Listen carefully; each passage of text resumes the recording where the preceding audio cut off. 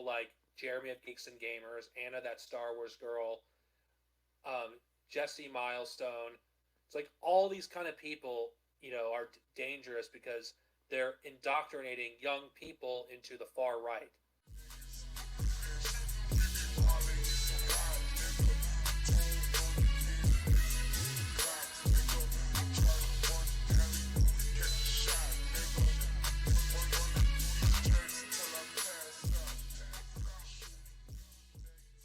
Hello again, everyone.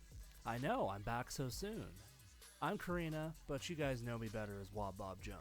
I'm the neighborhood Bob. And I've got to say, I'm really happy with the way my channel has gone recently.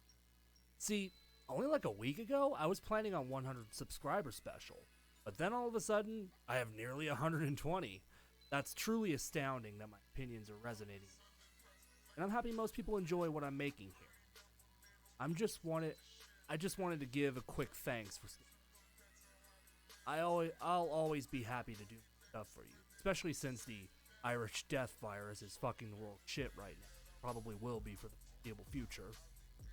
So I started talking to a friend of my channel, B-Level Star Wars. He's a great guy, real nice guy. He knows his stuff when it comes to politics. He shared one of his more political channels with me called Ewoks Unhinged. Politics is a pretty dicey thing for everyone. My bottom line is, I will never hate any person for what they believe.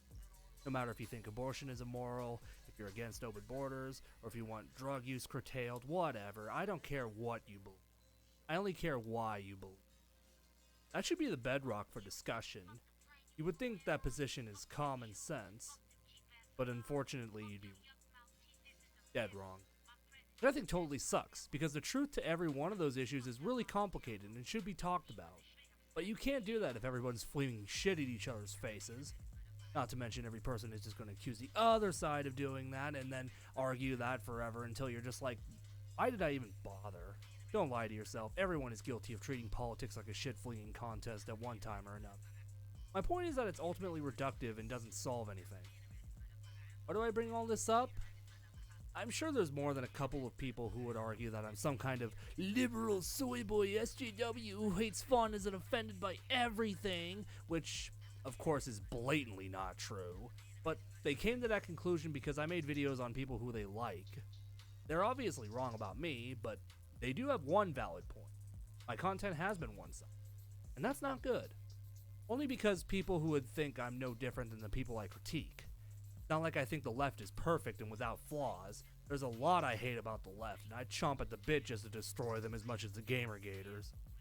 That being said, that's possibly the best way to transition to this topic. SJWs versus anti-SJWs. This was a video on the channel that I think deserves a bit of discussion and a bit of punishment. Because my man here, I think his name is Darksnova, but I'll call him Paul, because I don't want to say that name. He has some problematic beliefs that are not at all unfamiliar with folks on both sides. SJWs are dangerous, and I'm just going to say this before we get back to Star Wars, and then I'll end this. Okay, major nitpick here, but hey Paul, if you want anyone to take you seriously, don't film in portrait mode. It just looks really bad. Switch it to landscape, just turn it sideways and prop it up on something. Anything but portrait mode. Anti-SJWs are dangerous considering the fact that, the kind of views that they subscribe to are those that far-right reactionaries like the fascist bootlicker like Tim Pool, Dave Rubin, Ben Shapiro, and Steve Crowder subscribe to, and not to mention the kind of dangerous individuals, that are also recommended by people like Jeremy of Geeks and Gamers, Anna that Star Wars girl, Jesse Milestone. It's like all these kind of people, are dangerous because they're indoctrinating young people into the far right. Alright, so this is essentially the thesis of the video. Few pointers here. Obviously anti-SJWs are against SJWs, but what are SJWs? Yes, it means social justice warrior. But what exactly does that mean? What is the litmus test for an SJW? The reason I ask is because this term has been thrown around so haphazardly it's completely meaningless. Anyone who protests a statue, anyone who attends a gay march, who stands up for women's issues, who advocates for free healthcare, anyone who hates whites or men, or just makes jokes at their expense. Is it all of that? Is it most of it? This is not a very well-defined term.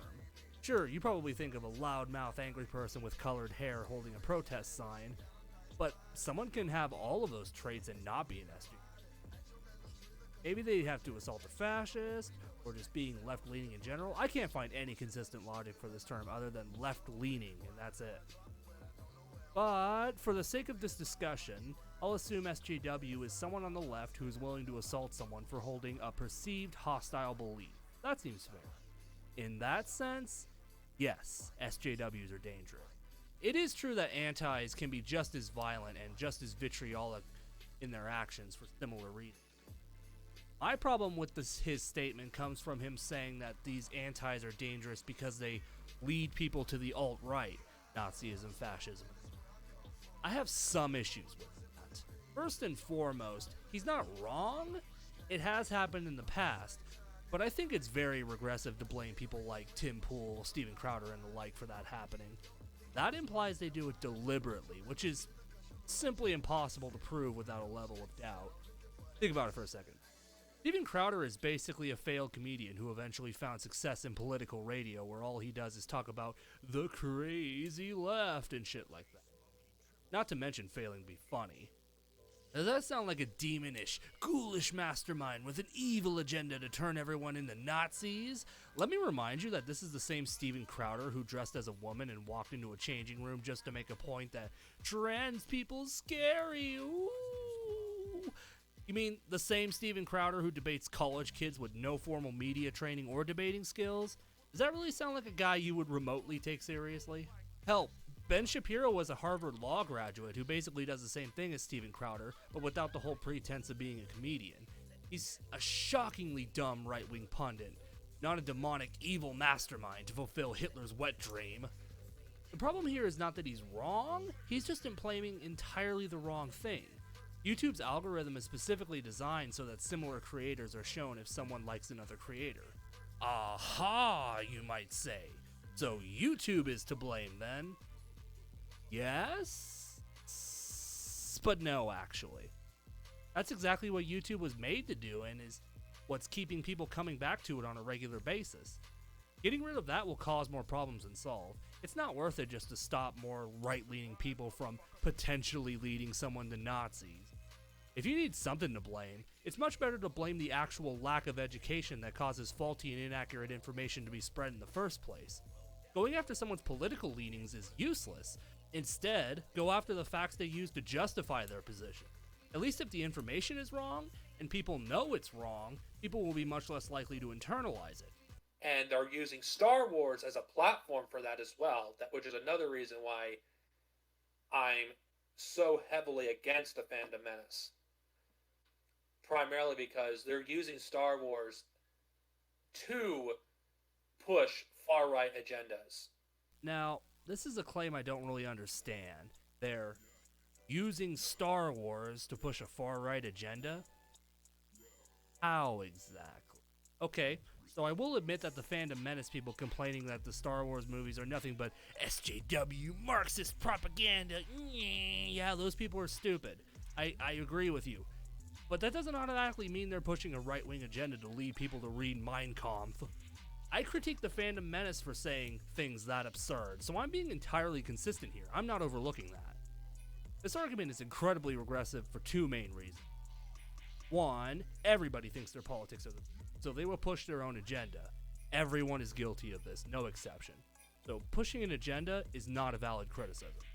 Two, it's a really bad idea to accuse them of agenda pushing because they already believe that's what you're doing. It's even worse when you deliberately tie them to the Nazi Party.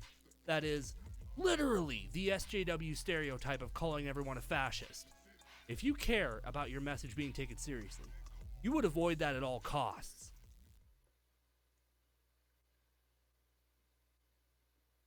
I'm not either SJW or anti-SJW. I think for one of the few occasions there can be a middle ground because I hate SJWs.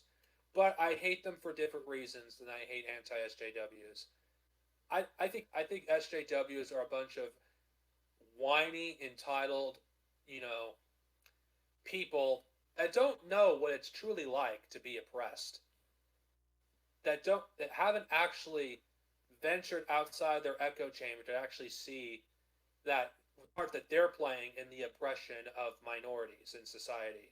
He's generally right here. Both sides of the aisle are equally as bad as each other. But I take issue with the statement of SJWs not understanding quote unquote real oppression. Again, SJW is a very poorly defined term. But again, for the sake of argument, blue haired loudmouth shouting about fascism, blah blah blah blah blah. Are you saying there are no minorities who are SJWs? I don't buy that. A social justice warrior in general is someone who acknowledges there are issues with society and fights to bring light to them. The justice system is fucked, minorities are disproportionately represented in prisons, and education is vastly worse in poorer, blacker neighborhoods, just to name a few things. All of these are true, verifiable facts that would be spoken by someone who understands quote-unquote real oppression, as opposed to what, fake oppression? Why are you using the language of anti-SJWs if you hate them so much? Have they personally experienced discrimination? Not all of them, but it's not fair to say they don't understand it.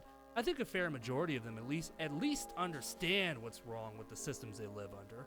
Does that justify everything they do? No, obviously. It's hard to really go after what he believes with so little detail to go. So I think SJWs, I just think they're fucking useless and, aren't doing anything to actually solve the problems with society. Anti-SJWs, I hate them a lot more, considering the fact that they're dangerous and their ideas have gotten people killed, honestly. Anti-SJWs can and will kill people if pushed hard enough, which is why I think they're far more dangerous. Now, that's quite a wild claim, which I do not agree with based on how you phrased it. First off, ideas don't kill people. Actions that individuals take kill people. With no prime example to go off of, I can't get on board with that idea.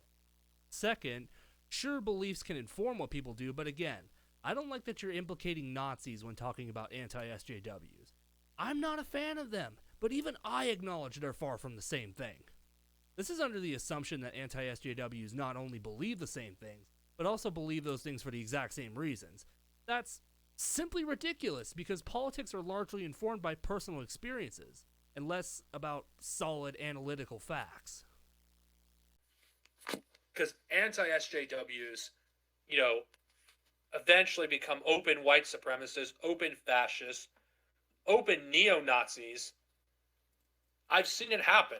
There's some people I used to know that became a fascist because of the Fandom Menace, which is why they're so dangerous, because they're indoctrinating, young people into being fascists. Wait, it eventually does? Like, regardless of personal input, regardless of outside factors? Yeah, I don't think it's that simple. People actively choose to be Nazis. It doesn't just happen at some arbitrary point in time. Nazis are characterized as extremely prejudiced towards minorities and biased towards an ethno-state. Beliefs like that are only formed at a very young age and further solidified by extremely radical ideologues. No one is that hateful unless they were raised to be that hateful. Shitposters on 4chan and failed comedians are hardly a cause for alarm and shouldn't be conflated with these disgustingly hateful bigots. Outright demonizing them in this way only hurts you and only reaffirms their victim complex and makes them grow even stronger. That's why we should, combat them. We shouldn't tolerate them. We should destroy these people until there's nothing left of the Fandom Menace, because they're using Star Wars, our, love for Star Wars. They're using Star Wars, the franchise that we grew up with, for their hateful platform. We cannot allow anyone to, tarnish Star Wars ever. No. Absolutely not. I don't understand how you can say things like this and not think you're just as bad as them.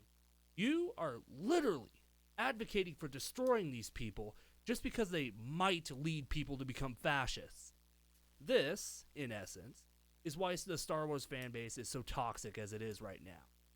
These people are so openly hostile towards each other, it's nothing more than a shouting match at this point. This is the antithesis of what a fan base should be. Things that we love should bring us together, not tear us apart. This video stands for everything I'm against on both sides of the fence. I don't care if it comes from people I like. I'm a critic at heart. I challenge everyone's ideas equally. I'm not a talking head. I'm not a pundit. I don't get paid for this in any way. I do this because I care. I care about nerd culture, and I want the best for it. I only want it to be better. I'm all Bob Jones, and I'll see you next time.